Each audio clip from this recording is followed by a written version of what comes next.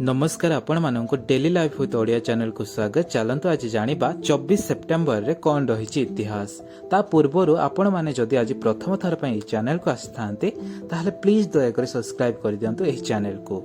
आज होचे स्वाधीनता संग्रामी भिकाजी कामांको जन्म दिवस। भिकाजी कामा 24 सेप्टेम्बर 1861 मसीह जन्म ग्रहण करथिले। ए होउचंती प्रथम महिला जीए विदेश रे जाई आम भारतीय पताका को उड़ाई थिले। आपण माने स्क्रीन रे देखि पारुथिबे भिकाजी कामांको हाथ रे जो पताका रहिछि से होउचे आम पुराना भारतीय पताका।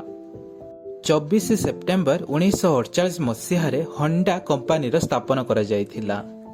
भारत होउचे एक एमिति देश जे तार प्रथम प्रयास रे ही मंगल ग्रह को निज जान पठाइबारे सफल होई पारथिला। 2014 मसीह रे भारत जो मंगल जान इसरो द्वारा मंगल ग्रह को पठाइथिला सेही मंगल जान 24 सेप्टेम्बर 2014 मसीह रे मंगल ग्रहर कक्षपथ रे सफलता पूर्वक प्रवेश करि पारिथिला। भारत रे मंगल जान रे खर्च होइथिला 450 कोटी, जहा अन्य देश मानकर मंगल जान तुलना रे बहुत कम थिला।